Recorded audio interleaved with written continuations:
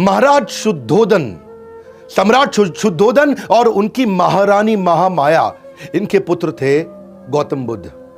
जब महारानी महामाया जन्म देने वाली थी एक बच्चे को, तो सोची कि मैं अपनी मां के घर जाती हूं। अपनी मां के घर जाने के लिए जब अपनी टीम के साथ अपने आसपास जो उनके सारथी थे उनको लेकर जा रहे थे, तो रास्ते में उनको प्रसव पीड़ा हुई।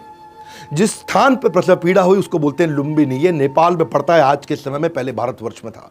लुम्बिनी में एक पेड़ के नीचे उन्होंने गौतम बुद्ध को जन्म दिया। आज भी वहां पे लगभग 12 लाख टूरिस्ट हर साल जाते हैं, फॉरेन टूरिस्ट पूरी दुनिया से, और खास तौर से इंडिया, थाईलैंड, श्रीलंका, चाइना। आज जब ये इनका जन्म हुआ तो किसी योगी ने उसी समय बता दिया था कि या तो ये महान संत बनेंगे या महान सम्राट बनेंगे। महाराज सम्राट शुद्धोदन ने जब बात सुनी तो उन्होंने सोचा कि ये महान सम्राट बनने चाहिए, संत नहीं। अगर संत बन गया तो मेरे आगे उत्तराधिकारी कौन होगा, और ये संत ना बन जाए, इसके मन में वैराग्य ना आ जाए, तो इसे सभी प्रकार के दुख तकलीफों से, समस्याओं से दूर रखता हूं। जब ये कभी दुख देखेगा ही नहीं तो उसके मन में वैराग्य आएगा ही नहीं। तो उन्होंने उनको महल के अंदर, राजमहल के अंदर ही पालन पोषण किया। बहुत सुंदर अप्सरा जैसी खूबसूरत एक देवी के साथ उनका विवाह भी कर दिया। 19 साल की उम्र में उनका विवाह हो गया और ये कभी राजमहल से बाहर निकले नहीं। सारी सुख सुविधा, सारे फूड, क्लोथिंग, प्लेजर वहीं इनको मिल जाते थे। गौतम बुद्ध अभी घर पे सब ठीक चल रहा था, तो एक समय आया जब इनके पिता को कहीं ट्रैवल पर निकलना था। उस दिन अचानक ये भी अपनी कुछ टीम को बोले कि मुझको लेकर के शहर घुमा के लाओ। जब इनको शहर घुमाने लेके गए तो रास्ते में ये हैरान हो गए टूर में देख करके, एक आदमी अजीब सा बैठा हुआ।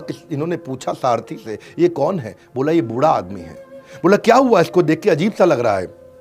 बोले ये बूढ़ा आदमी है, हर इंसान को बूढ़ा होना है, एक दिन हर व्यक्ति बूढ़ा हो जाएगा। इनका रियलाइजेशन हुआ कि एक दिन मैं भी बूढ़ा हो जाऊंगा। आगे गए तो उन्होंने देखा कि एक आदमी करहा रहा है, सड़क पर लेटा हुआ है। उन्होंने पूछा क्या हुआ? बोले ये बीमार है। बोले बीमार क्या होता है? बोले बीमार, क्योंकि पहली बार निकले अपने राजमहल से बाहर, तो बोले बीमार मतलब जब बीमारी लग जाती है, हर आदमी को बीमारी लगेगी। उन्होंने पूछा मुझको भी लगेगी? बोला हाँ लगेगी। और आगे गए तो राम नाम सत्य है, इस प्रकार एक शव यात्रा जा रही थी। उन्होंने पूछा ये क्या हुआ? बोला किसी का देहांत हो गया है, इसकी मृत्यु हो गई है। उन्होंने बोला वो क्या होता है? बोला हर व्यक्ति का देहांत होता है, मृत्यु होती है। इन्होंने कहा क्या मेरी भी हो जाएगी? बोला आपकी भी होगी।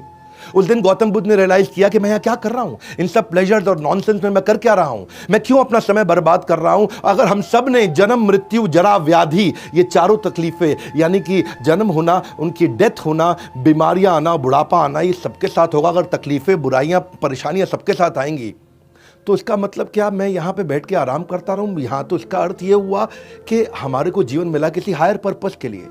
ये अपने आप को रोक नहीं पा रहे थे, छोड़ना चाहते थे, ये बाहर निकलना चाहते थे बहुत दिन से। वैसे तो योगी महात्मा ने पहले बता दिया था ये महान संत या महान सम्राट बनेंगे, तो उनके संत के लक्षण बाहर आने लगे। ये घर पे रह करके इनको स्ट्रगल होने लगा, ये पत्नी के साथ, इनको बच्चे के साथ में वो सुख नहीं मिल रहा था। ये इन सारे प्रश्नों का उत्तर ढूंढना चाहते थे, जो प्रश्न मैंने आपको बताए, जिसके लिए ये निकलना चाहते थे, नहीं निकल पा रहे थे। पर एक दिन रात को चोरी छिपे चोर की तरह चुपचाप उठे, पीछे मुड़ के नहीं देखे, निकल गए। पीछे मुड़ के नहीं देखे क्योंकि उनको मालूम था पीछे मुड़ूंगा तो मेरे पुत्र का प्रेम और मेरी पत्नी, धर्म पत्नी जिनसे बहुत प्रेम करते थे, वो उनको वापस खींच लेगा। ये चुपचाप निकल गए।